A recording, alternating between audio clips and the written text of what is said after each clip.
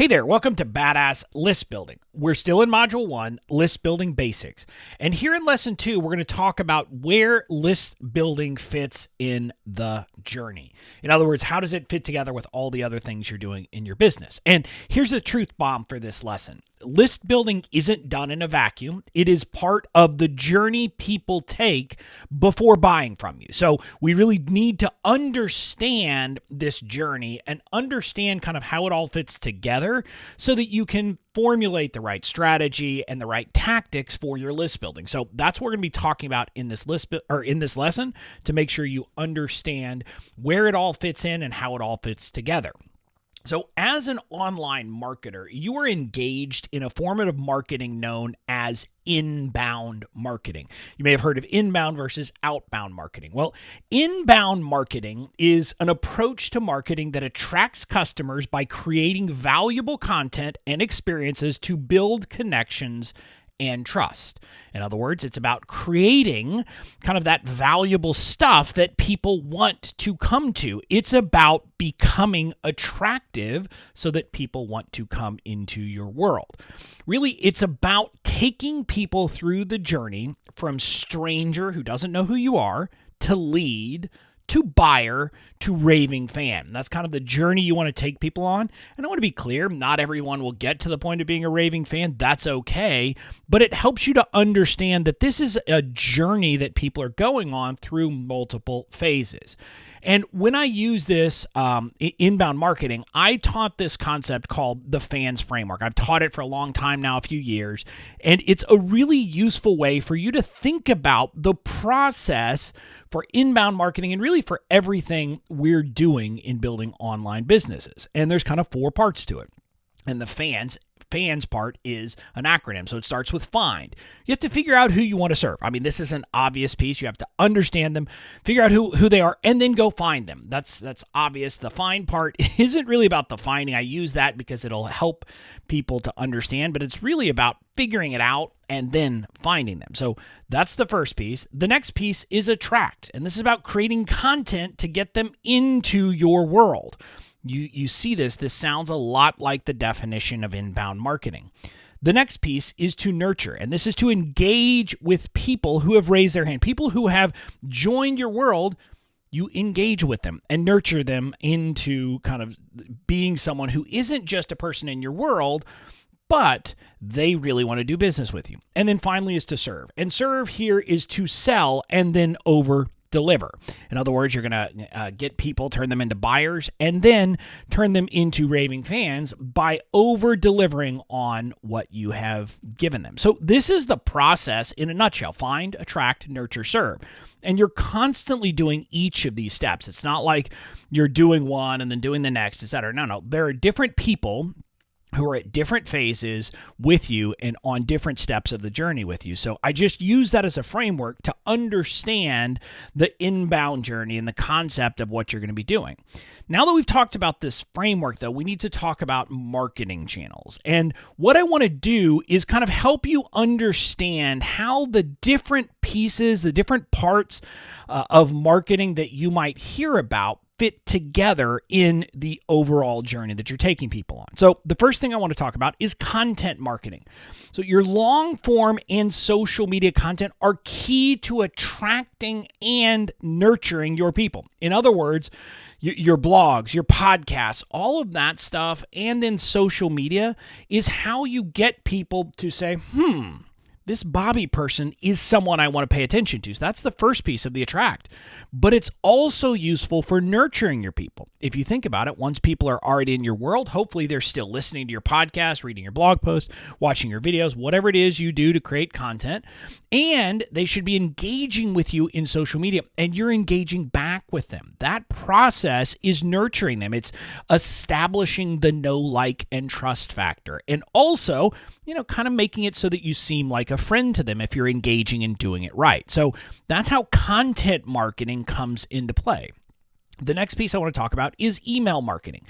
Email really is the key to nurturing and serving. You obviously can't use email marketing to attract people because they have to have already raised their hand and said, yes, I want to hear from you. I want to get your email. So they've already been attracted. So email marketing is something that you use later in the funnel. What I'll tell you is conventional wisdom in a lot of digital marketing worlds had been that email is really only about selling. What I will tell you is that for brands like you and me who are selling expertise, who are kind of personality based, email marketing is one of the most powerful tools we have for nurturing as well, because it lets people into our world. It lets us build connections.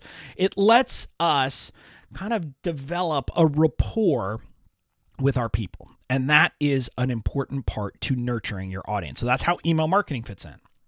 And then the final piece I'll mention is conversion content. You're going to create content basically that's specifically designed to turn leads into buyers. And you can do this in a lot of ways. Obviously, email marketing is part of it. You might choose to do a webinar. You might choose to do a live event. You might choose to do a video series. You're going to create sales pages. All of that is conversion content. And the key here that I want you to get is you generally want to be serving that up and showing that content to people who are already in your world and have already been nurtured. That's how inbound marketing would work. You're not going to just go and send ads to people who've never heard of you to go to your sales page, because doing so is unlikely to be effective. So those are the different marketing channels and how you would use them in your inbound efforts. And again, there are more channels than this, but these are the ones that you will hear most frequently in the online space. So the important thing I want you to get here is that list building is the moment that people move from attract to nurture in the framework. In other words, when people join your list, that's them raising their hand and saying, talk to me and nurture me and let's talk and have a conversation. And so that is an important moment when someone joins your list that is kind of a shift in what their relationship is to you as a business and you as a person. Let's talk about how you'll kind of, or how the list building fits into the lead nurturing idea. First, we're going to talk about email. You obviously can't email people until they're on your list. So that's why getting them on your list is incredibly important, because it allows you to start using email marketing to nurture and serve and sell, et cetera, to those people. That's kind of the most obvious example. And you're probably like, well, duh, Bobby. Of course, that's why I want to build my email list. Well, yeah, of course. But I thought it was worth saying. The next part, though, is that nurture ads are important. You can use ads to deliver your content to people on your list. And this is an important thing to understand. You can have, whether it's Facebook or Google or Twitter or any other social media platform, and a lot of these different platforms that help with targeted advertising, you would have the ability to have those ads delivered to the people who have raised their hand and said, yes, I want to be on your email list. And what I mean by this is you could use ads that send them to read your blog, to listen to your podcast, etc. It's just a way to continue that process, and so that those ads are pretty cheap, because you're not trying to deliver them to millions and millions of people. No, you're just talking to the people who are already on your list. So you could create those kinds of nurturing ads that are going just to this group of people who said, yes, I want to be on your list. And so you can see how it gets powerful that you can hit them, or not hit them. You can deliver content with email, but you can also have ads, and all of it is working together to help nurture your audience. And then obviously selling. You can create conversion ads to people to deliver kind of to the people on your list. In other words, if you're going to do a webinar, you can create ads for people on your email list. You can create ads for people on your email list to go to your sales page. You can do all of that stuff and really target your attempts to sell to the people who are most engaged, the people who have raised their hand and indicated that they want to hear from you. And that's going to make all of your efforts way more effective, because you're not going to be trying to sell to everyone in the world. You're going to be selling to people who've already shown an interest, who are already late in the journey, who you've already taken the time to attract and nurture. So you see how this process works in a nutshell, and it starts with getting them on your list. So ultimately, getting people on your email list is a critical component of any successful inbound marketing campaign. Now, I'm not saying here, I'm not going to tell you that email marketing or anything like that is the only effective thing. It is not. And in fact, your email list isn't just about email marketing. It's about email marketing, but it's also about helping you with ads and other things.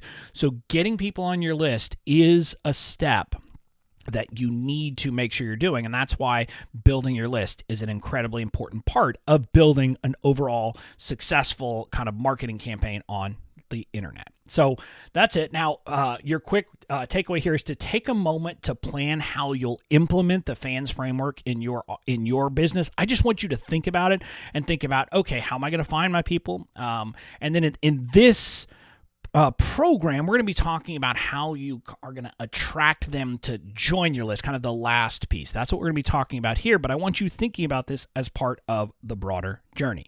Now, in the next lesson, you'll decide what kind of people you want on your email list, which is an important thing that you need to make sure that you're attracting the right people, not everybody.